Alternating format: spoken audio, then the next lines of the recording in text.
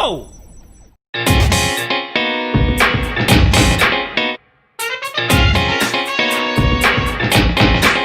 It was a sunny day in Gamerville. Everything was pretty normal for the most part. The birds were singing and the flowers were blooming. The town had recently opened up a TV store next to Game Shart. The three friends Squirrel, Gumball Challenge Kid, and Game Shart employee were sitting on their couch in their apartment. They had just bought a new TV from the new store. Recent reports of meteor showers worldwide have alerted the Orbital Defense Committee. The news said, "It's just some stupid meteors. What's the big deal?" exclaimed Squirrel. "I don't know, man. Seems pretty weird to me," replied Game Shart employee. Squirrel went to look out the window. He saw short streaks of light across the sky. He noticed one light in particular.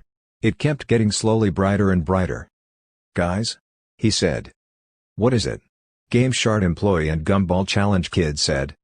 "Look!" exclaimed Squirrel. The light filled up the morning sky and draped Gamerville in a green hue. Almost instantly clouds began to appear. Squirrel was worried. All of a sudden, the nearby Mount Dewey had been hit with a meteor. Chunks of flaming rock hurtled down towards Gamerville. Squirrel, Game Shart employee, and Gumball Challenge Kid panicked. A giant flaming boulder struck the apartment. The power shut off and everything was tinted green. Squirrel, Game Shart employee, and Gumball Challenge Kid were stunned. They had no idea what was going on. All of a sudden, a figure came down from above and stood in front of the three. "Screw gaming!" the figure exclaimed, and took out a long stick-like weapon. Gumball Challenge Kid spat out a smoke gumball and the room filled with smoke. The three escaped their room and found themselves in another apartment. They boarded up their door and gathered as much supplies as they could. Meanwhile, in Watermelon, D.C., Boogie Melon 2988 sat at the Oval Office. "Sir, there's been multiple meteor collisions nationwide," a government worker exclaimed. "Declare martial law," Boogie said, sipping his dew. "Sir, you might want to see this," another worker said to Boogie. Boogie stomped over to the large governmental monitor and saw himself. "You dipwad, this is a reflection of me," yelled Boogie. He looked back at the monitor and saw blackness. "Strange. I could have sworn it was my reflection." Boogie was briefed to the Oval Office where he was being recorded live on national television. "Hello, United States of Inaba, it is your president, Boogie 2988. I am here to announce the conflict that has come about. Do not panic, we have everything under control. I advise to stay indoors, keep all windows and doors shut, prepare enough food and water for up to 2 weeks, and keep your television channel to this one. Once again, we are a nation strong and a nation united. We will fight through anything in our way." Once the cameras stopped rolling, Boogie went back to the monitor. His mouth gaped in horror. He saw a fat bearded man looking at him. It looked so real. The fat bearded man shot out of the screen and grabbed Boogie. "Help me!" Boogie screamed. "They can't hear you," said the man. He pulled Boogie into the TV and everything went black. Hours later, it was raining. It was midnight again. Squirrel, Gumball Challenge Kid, and the Game Shart employee were watching TV when all of a sudden Boogie appeared on the screen. Boogie was on the screen, and he wasn't like his normal self. Gaming can go die. The watchers were shocked. "Wait, what is that behind Boogie?" Squirrel said. It looked like Boogie was at a circus, and he was wearing a clown costume. It was the next day, and our party went out of the apartments and roamed the destroyed city. Everything was in ruins. A loud growling sound was heard from above and a giant flying creature passed over the trio. A loud scream filled the air. A man came running out of a destroyed gas station. It was Sir Billy. He was being chased by this large bearded muscular man. The large man darted the other direction and Sir Billy thought he was safe. He came over to the party. Squirrel, Game Shart employee, Gumball Challenge Kid. "You guys made it," Sir Billy exclaimed. "I have a safe house underneath this gas station. We have to get away from Daddy." "Let us in there," exclaimed Squirrel. "Okay, come here," Sir Billy replied. In the gas station there was a panel and a blue lever. The panel can only hold one person at a time. Each of you needs to go down by yourself. And if you're on the panel, you cannot press the lever or it will explode," said Sir Billy. "Sounds easy," said GameShark employee. All of a sudden, the same muscular man charged into the gas station. "Oh no. IT's daddy," yelled Sir Billy. "Press the blue lever to lower him to your deck," he yelled. Again. "Okay," replied GameShark employee. The man charged towards Sir Billy. "What the?" "What am I getting myself into, man?" said GameShark employee. The man exploded when he charged into Sir Billy. The party made it safely down into the safe house. They set up shop there. Squirrel found himself in a strange, colorful room next to GameShark employee and Gumball Challenge Kid. There was a window at the end of the room. They looked out the window and saw a giant circus floating in pink mist. They noticed a hallway at the other end of the room. They decided to go down the hallway. At the end of the hallway was the gate to the circus. Our heroes entered the circus. They saw Boogie. They ran up to him. "Where's my Mountain Dew?" said Boogie. Immediately after, he vaporized into a blue mist. All of a sudden, a large creature came out of the ceiling. "I am Gamer Hater and I hate all gamers. Gamers must die," said the creature. Squirrel quickly drew his rusty nail and stabbed the creature, killing it with tetanus.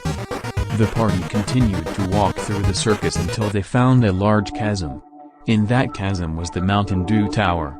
"What is this place? Maybe we can find Mountain Dew for Boogie," said Gumball Challenge Kid. There was no Mountain Dew in sight. They walked back into the main room and up a flight of stairs and were caught off guard by someone. "Are those the people I'm supposed to attack? They look lame," said the voice. He came down the stairs from above. "I am Society Man." Until now, the party could only physically attack the enemies. The squirrel was attacked harder than the mousetrap he was caught by, and he screamed in pain as his face was replaced by a helmet. He tore the helmet off. And suddenly, he hit something behind him. The something said, "Oh, you finally awakened yourself. They're reflections of your true nature, and they can use magic. I think I'll call it Mousetrap Man. Mousetrap Man. Trap them," he said. "Time for an all-in attack," said the something. Everyone started to beat the crap out of Society Man.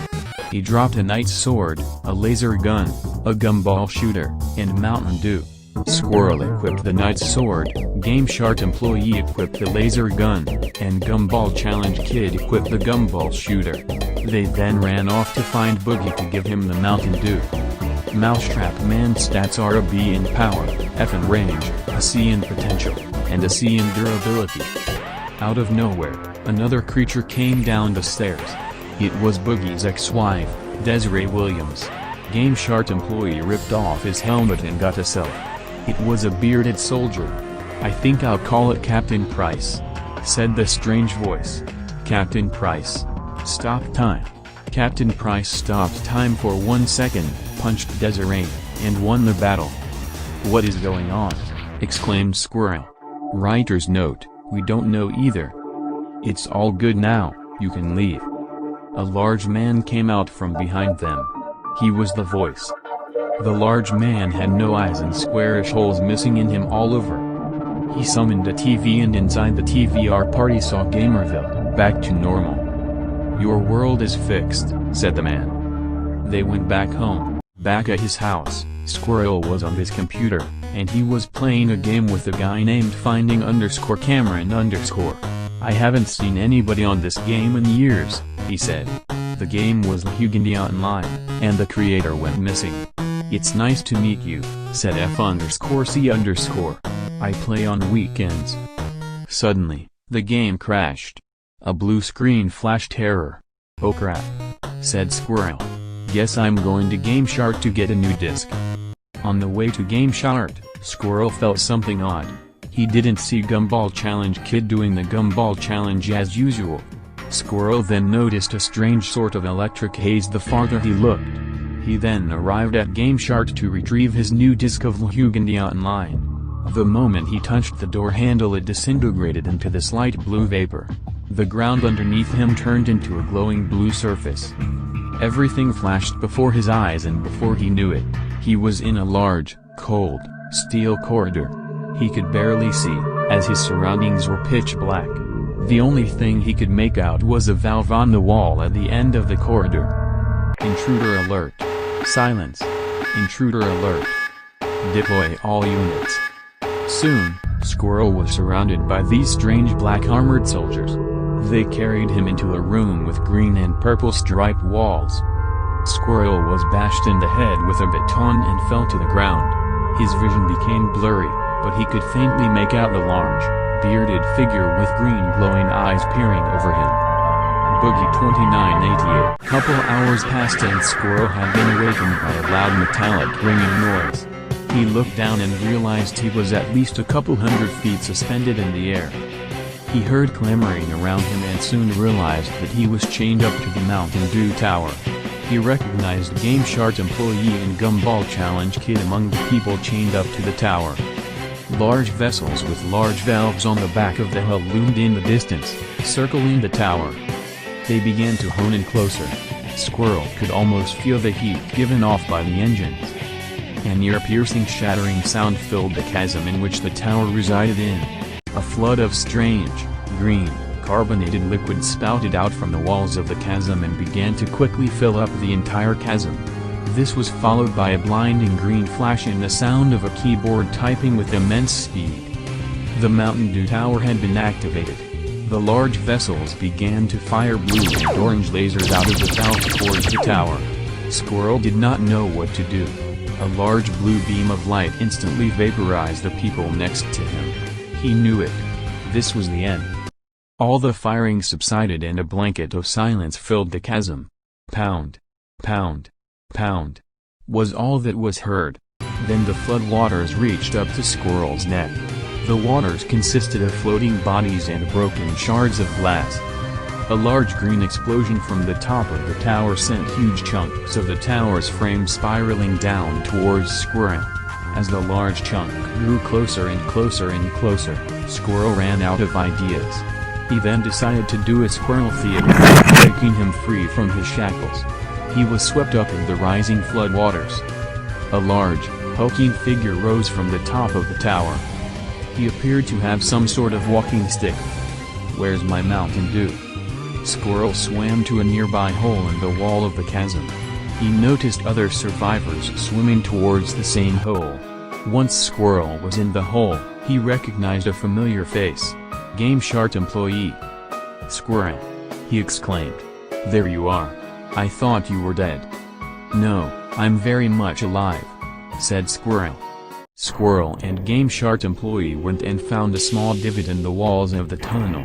They crawled into the divot and made their way into the small chamber that was in there. The TV that Goblin summoned was actually a direct link to the Shadow Circus. Me and Gumball Challenge Kid were sent to the real Mountain Dew Tower and chained up alongside many other citizens of Gamerville. But that doesn't make sense. How come we didn't see you? Squirrel felt confused. What do you mean? I could have sworn I was back at home, playing Hugandy online with finding_Cameron_. Then my disk stopped working. I went to Game Shark to buy a new one and everything turned black and I found myself in this long hallway type thingy. That means that the original TV sent us to a sort of simulation of the Shadow Circus, exclaimed Game Shark employee. All of a sudden, the ground started shaking. Cracks formed in the walls of the small chamber. A crevice formed in the ceiling and an arm shot out. The arm was feeling around the walls of the chamber, furiously swatting and groping in the air. Then the crevice got even larger, and even larger. Out came a man wearing a white dress shirt and a tie. You two haven't been killed by Francis. This must only mean one thing, fairies. The man then pulled out his phaser and started frantically firing beams of red plasma at Squirrel and Game Shark employee. Quick! Run! Shouted Squirrel. He grabbed Game Shark employee by the arm and dragged him out of the chamber and into the main tunnel. In the main tunnel, survivors were frantically screaming and clamoring and running amok. Green flashes of light were very faintly seen at the end of the tunnel. Fairies. The man continued to chase the two down the tunnel. Soon, they reached the air ventilation system. Squirrel chewed a hole in the air vent and the two slipped out into endless oblivion. Below them lay a huge warehouse filled with vessels. Each one was lifting off and moving speedily. Squirrel and Game Shark employee fell all the way down until they landed on the warehouse floor with a smack. Ketchup and mustard stained the floor for the warehouse with the occasional French fry here and there. The man was right behind them. 5 shots were fired at the two. Squirrel heard a Game Shark employee cry out in agony. "My arm." He had been shot twice in his right arm, once in his abdomen, once in his chest, and one missed. The vessel that they were below hummed into operation. The two boosters above the two flared into power, raging with fire. "Leave me. Hurry. Get out. ITISNT safe," shouted a Game Shark employee. "No. I can't leave you," replied Squirrel. Then he realized it really wasn't safe. He dashed out of the way while the boosters disintegrated the man and Game Shark employee. Squirrel ran and ran and ran and ran and ran. One of the vessels had exploded. The one right above him, in fact. Squirrel jumped as far as he could and dashed and dashed and dashed. He was running out of runway. He was approaching the exit port to the warehouse. He then could make out small aircrafts flying amok in the distance, shooting red and yellow beams at the vessels. One particular aircraft grew closer and closer and closer to Squirrel until it was practically right in front of him. The aircraft stopped and this white figure with a red afro peered out through the small port. The side of the aircraft opened up and the figure said, "Here. Come in." The aircraft then shot out of the warehouse and into the huge cosmic battle. Explosions rattled the aircraft but it stayed sturdy. The ship veered completely up and stopped. Said the white figure. "W what?" said Squirrel. Before he knew it, the aircraft shot up extremely fast and kept on accelerating. Squirrel's vision began to fade. Everything went black. A sneeze forced Squirrel to wake up. He was in a bed. This wasn't any ordinary bed. It was red with a yellow M on the back. He looked up and to his surprise, saw Gumball Challenge Kid, Donna Gamer, Angry German Kid, and many other familiar yet strange faces. The same white figure that was in the crowd eased his way to the front. He was followed by 3 red-suited white bodyguards on each side of him.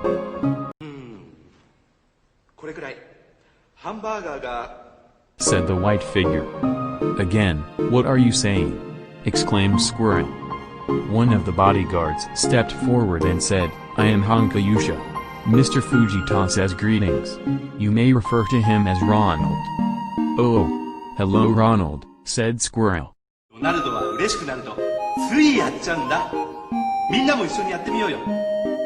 Said Ronald.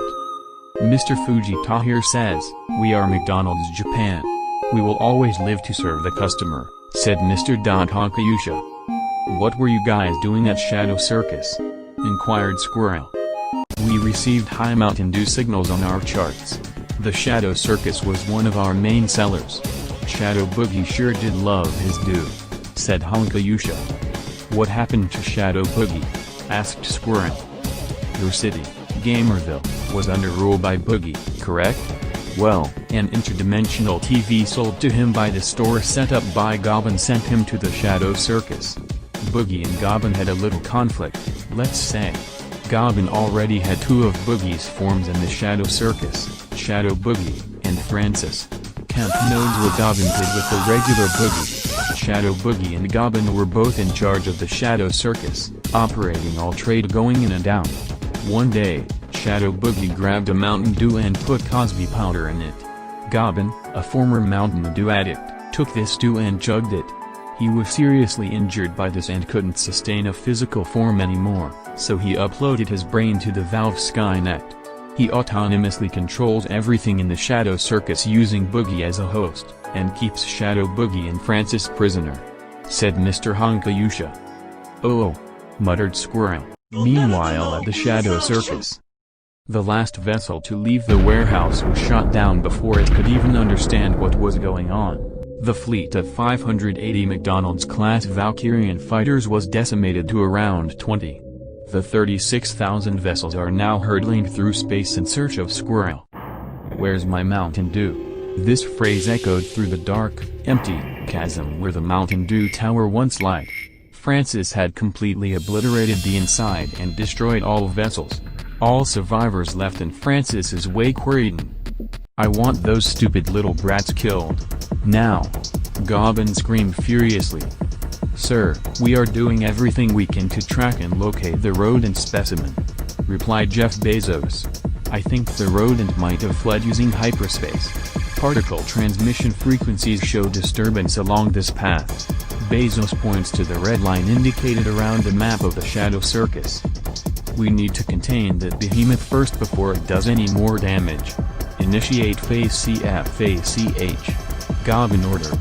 Phase Fox stands for capture Francis and contain him." Are you sure? That's awfully dangerous and can potentially shut down the Valve Skynet," murmured Bezos. "Do as I say," Goblin screamed with rage. "Affirmative, sir," replied Bezos. Meanwhile in the warehouse. Hello? Fairies? Fairy godparents?" said the man with a white dress shirt. "You shot me, idiot. Cough now I'm gonna die here," said GameShark employee. "No. That's not true. I want those fairy godparents," the man screamed maniacally. "I'll get you all the fairies you need, guy. Now help me out here, will ya?" GameShark employee demanded. "Sure. The name's Crocker. Denzel Crocker," Crocker said. "I'm GameShark employee," said GameShark employee. "That squirrel really is a cheap bastard for leaving me for dead on this circus. I'll show him who's boss." "Over here," a voice in the distance called. The silence was broken by the firing of a phaser rifle. "Oh no!" screamed Crocker. He rushed to get out his phaser and exchanged fire with the voice. "Hey, boss. Don't shoot back. I was just following orders." The voice came up to the two. "The name's Oz Harmonian. You need something done, I gotcha. I was sent here through my TV watching Fairly Odd Parents." Screamed Crocker. "Cut the crap, man. How's about you twos come with me and my crew? There's still some abandoned express shiplets. We can get ourselves a quick ride out of here," said Oz. "Sure," said Crocker and GameShark employee in unison. On their way out of the warehouse, Crocker noticed something very peculiar. A black wire was going from the back of Oz's ear all the way down to his lower back.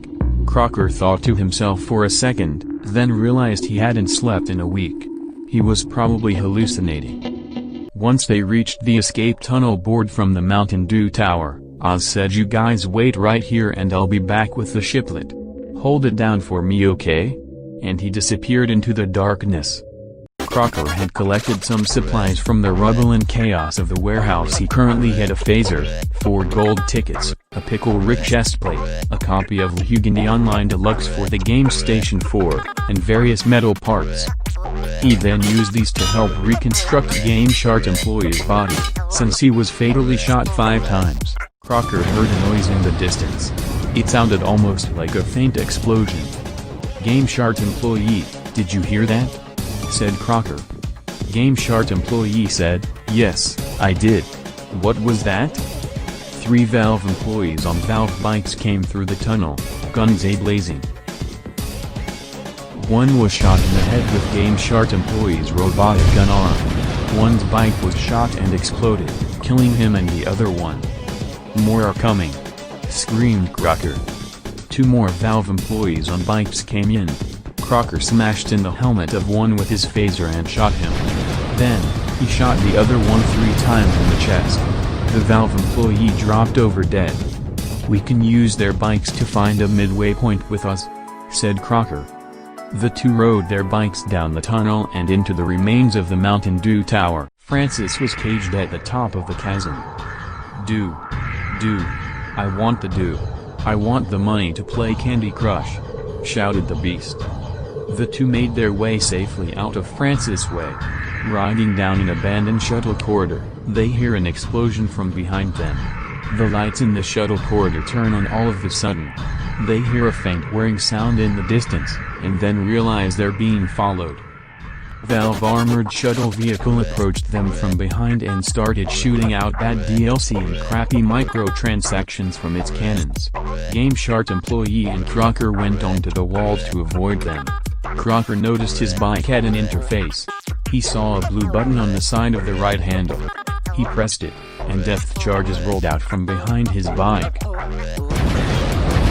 The Valve armored shuttle vehicle sustained minimal damage besides from a large crash revealing the inner bad game release commitments engine. GameShark employee took this opportunity and fired one round of missiles right into the large crack. Smoke billowed out of the crack and the armored shuttle soon exploded. "Yeah," screamed Crocker. "That'll show 'em. I wouldn't be happy just yet. We still got more," exclaimed GameShark employee. The floor under them exploded and sent both flying down the shuttle corridor. Emerging from the site of the explosion was a heavily armored masked man with huge cannons on his arms. Out of the cannons came condensed Dorito rounds, which explode on impact. 3 rounds were fired at the ceiling on top of Crocker and GameShark employee. Debris and metal shrapnel flew everywhere, damaging the two's bikes beyond repair. The two began to sprint for their lives down the rest of the corridor. They were so close. They could see the shuttle loading bay. 2 more rounds were fired to each side of them and sent them hurtling down the rest of the corridor. Just in time, Oz Harmonian came down in a shiplet and swept both of them up. The masked figure said in his Kermit-like voice, "You're going down, son." It was a quiet day in Bikini Bottom. Heavy rain set in midday forcing Aso and Bob to stay inside. He decided he would watch some good old Clarence on TV. After a while, he got bored. He decided he would make some toast with his Aggies toaster. He ate the toast, and he took advantage of a rainy day and went to sleep early. Aso and Bob woke up in surprise. Usually, he wakes up to his boat alarm. But instead, he woke up to the sound of screaming from outside. He looked out his window and noticed that something had fallen from the surface. Some sort of torpedo. The torpedo said GHCVS. A large crater laid where the torpedo hit and the residents of those buildings were turned into gamer haters. Aso and Bob was set into a panic. He grabbed everything important to him and jolted out of his door. Large black pipes started to come down from the surface. Everything became silent. Then, the pipes started to put out gamer hater conversion fluid. Everything either flew one way or another. Aso and Bob noticed this orb in the sky. It grew closer and closer. Squirrel frantically chose which buttons to press. "We need to stop these pipes," yelled Squirrel. He flew down to Aso and Bob where he was with Patrick. Aso and Bob and Patrick is under his rock, but not for long. Squirrel zoomed off in the orb. Soon, the rock cover was torn off by the immense pressure and difference and Patrick was turned into a gamer hater. "I hate gamers, and since you're a gamer, I will turn you into a gamer hater," Aso and Bob. Patrick ran towards Aso and Bob and Aso and Bob ran outside. Aso and Bob realized this was it. He accepted his fate. He let himself be turned into a gamer hater. 2 days later, every citizen of Bikini Bottom was turned into a gamer hater and taken away by ships. The only citizen that remained in Bikini Bottom that wasn't a gamer hater was Sandy. She had been recently developing a way to create a DNA strain that self-replicates into an endless stream of Mountain Dew. With this, she hoped to soon become the richest squirrel in the galaxy. Sandy was hiding in her underground lab when she heard her bunker door explode from the outside. Valve troopers rushed into the lab. She was blinded with the fire of a gamer hater conversion rifle. Sandy was shot dead. The Valve troopers rummaged through the lab in search of the Dew DNA. One trooper found a syringe that had the Mountain Dew logo on it, and felt suspicious. He then stabbed Sandy with the syringe and a glowing green liquid filled up the syringe. "We got it," the trooper said. "General Wood irony, we have secured a specimen." "Excellent, bring her on in. She could be a useful asset for us." Bikini Bottom had been turned into gamer haters that will now fight for Valve. The super carrier that stopped at Bikini Bottom soon started heading back to Shadow Circus. Raw. It was a rainy morning. You woke up on a table.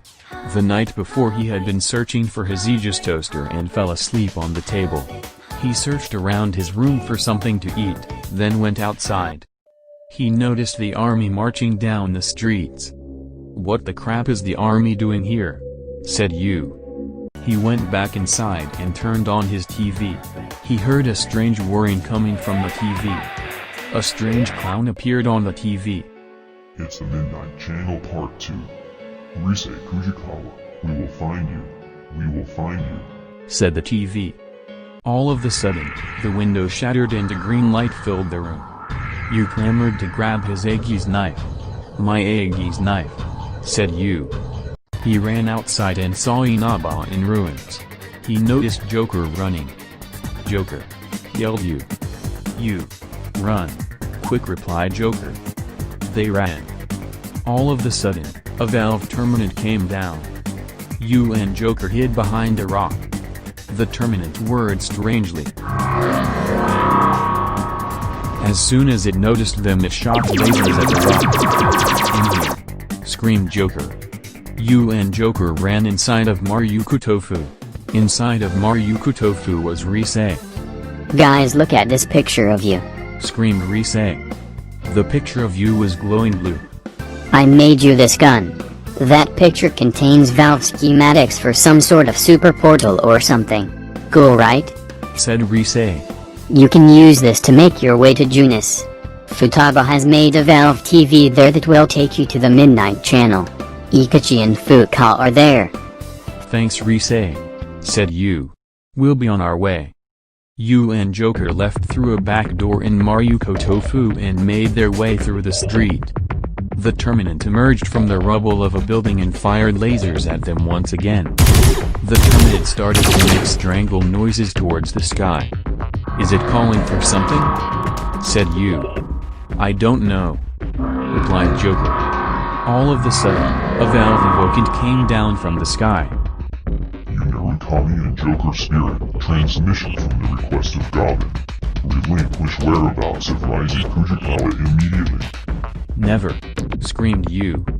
You shot the Evocant with his gun and the Evocant screamed. The Terminate began to chase them. They ran down into a sewage drain. The Terminate's arm came down from above.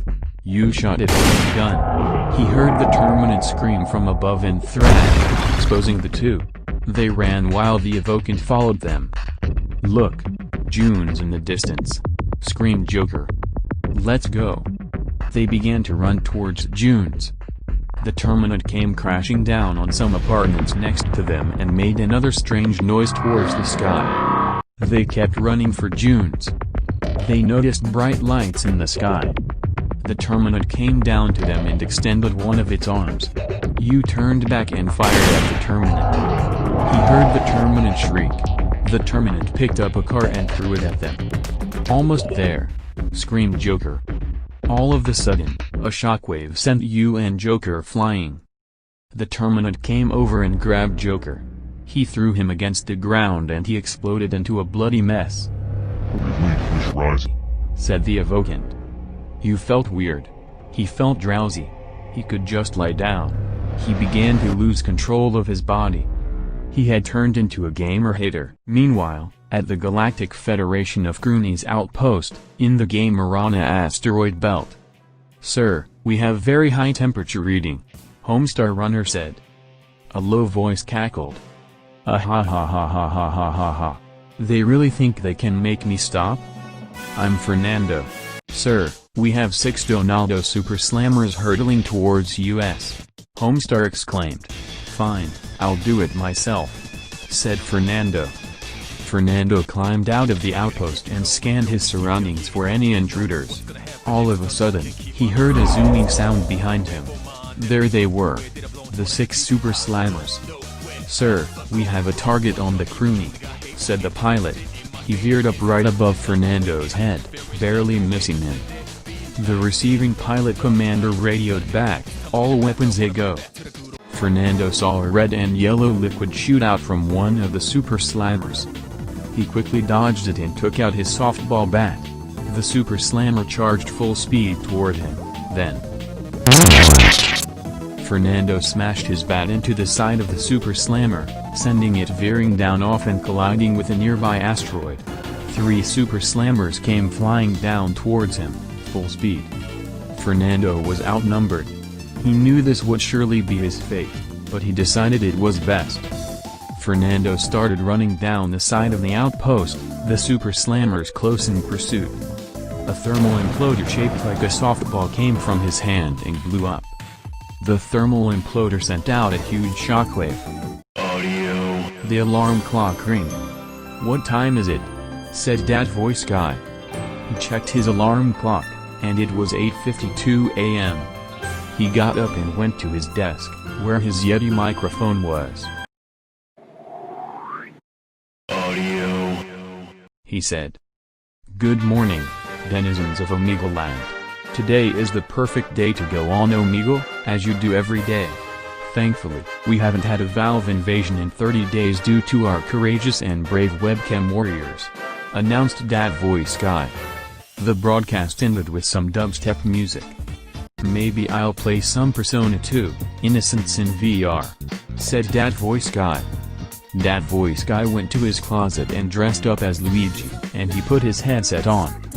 That voice guy logged into P2 and immediately encountered Führer. "I am Führer. 7 he CEO, greater than, Euro racism.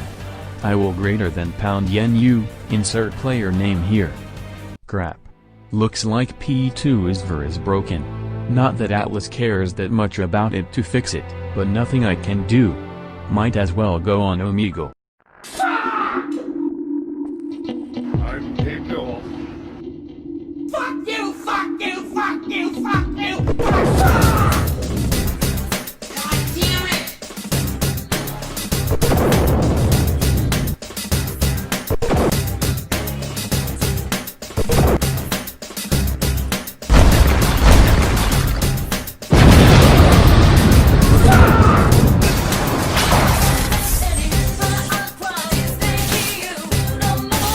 Let me smell your ass! The Steam Summer Sale.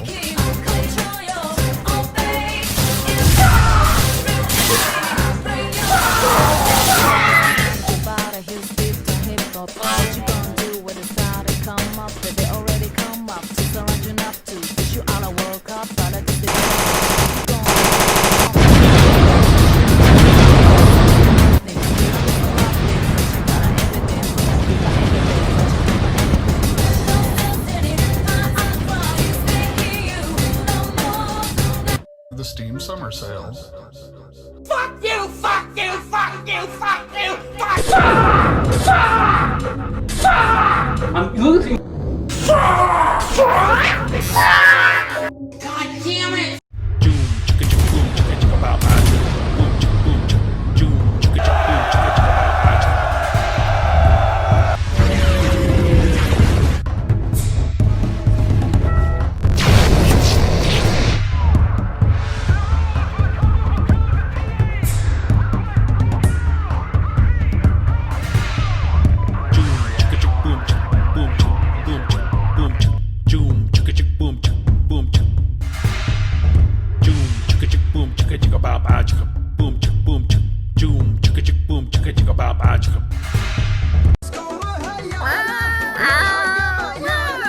There's a 4! 20.